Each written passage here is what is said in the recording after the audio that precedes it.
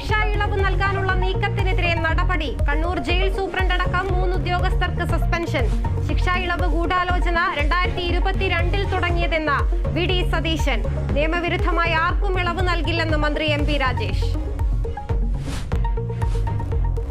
സ്പീക്കർക്ക് പുറമെ പാർലമെന്റിൽ അടിയന്തരാവസ്ഥ സൂചിപ്പിച്ച് രാഷ്ട്രപതിയും. ഇരുളടഞ്ഞ അധ്യായമെന്ന് പരാമർശം. നീറ്റ് പരീക്ഷാ ക്രമക്കേടിൽ കുറ്റക്കാർക്കെതിരെ കർശന നടപടി. വടക്കു കിഴക്കൻ സംസ്ഥാനങ്ങളിൽ സമാധാനത്തിന് ശ്രമിക്കുമെന്നും രാഷ്ട്രപതി. നീറ്റിലും മണിപ്പൂരിലും പ്രതിഷേധിച്ച് പ്രതിപക്ഷം. നീറ്റ് ക്രമക്കേടിൽ പ്രതിഷേധം ശക്തമാക്കാൻ ഇന്ത്യ മുന്നണി. രാഹുൽ ഗാന്ധി ലോക്സഭയിൽ വിഷയം ഉന്നയിക്കും. ഡൽഹിയിൽ യൂത്ത് കോൺഗ്രസിന്റെ പ്രതിഷേധ മാർച്ചിൽ സംഘർഷം.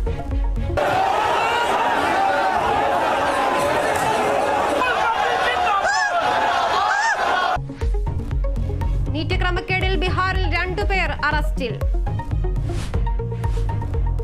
പി ജയരാജനെ വിമർശിച്ച മുൻ ഡിവൈഎഫ്ഐ നേതാവ് മനു തോമസിനെതിരെ ആകാശ് തില്ലങ്കേരി. പാർട്ടിക്കെതിരെ എന്തും വിളിച്ചു പറയാനാവില്ലെന്ന് ബോധ്യപ്പെടുത്താൻ അധികം സമയം വേണ്ട. ആരും രക്ഷിക്കാനുണ്ടാവില്ലെന്ന് ഓർക്കണമെന്നും ഫേസ്ബുക്ക് കമന്റ്. വിവാദമായതോടെ പിൻവലിച്ചു. കൊലവിളി നടത്താൻ ചുമതലപ്പെടുത്തിയതെന്ന് പാർട്ടി വ്യക്തമാക്കണമെന്ന മനു തോമസ്.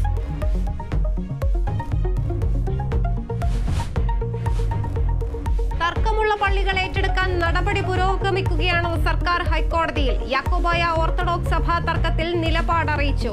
നടപടികൾ വൈകിയത് ക്രമസമാധാന പ്രശ്നം കണക്കിലെടുത്തെന്ന് സത്യവാങ്മൂലം. സംസ്ഥാനത്ത് മഴക്കെടുതി രൂക്ഷം. താഴ്ന്ന പ്രദേശങ്ങൾ വെള്ളത്തിനടിയിൽ. കൊച്ചി എടവനക്കാട് കടൽക്ഷോഭം ശക്തം. കോട്ടയം ജില്ലയിലും ആലപ്പുഴയിലെ 4 താലൂക്കുകളിലും വെള്ളിയാഴ്ച വിദ്യാഭ്യാസ സ്ഥാപനങ്ങൾക്ക് അവധി. കനത്ത മഴയിൽ ചെളിക്കുളമായി തിരുവനന്തപുരം തെങ്കാശി പാതയിലെയും നെടുമങ്ങാട് ടൗണിലെയും റോഡുകൾ.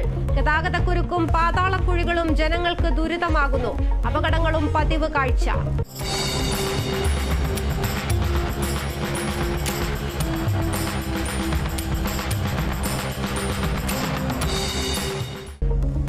ജനകീയ പ്രശ്നം ഏറ്റെടുത്ത് കേരള വിഷൻ ന്യൂസ് പരമ്പര. നവ കുഴിയടയ്ക്കാം.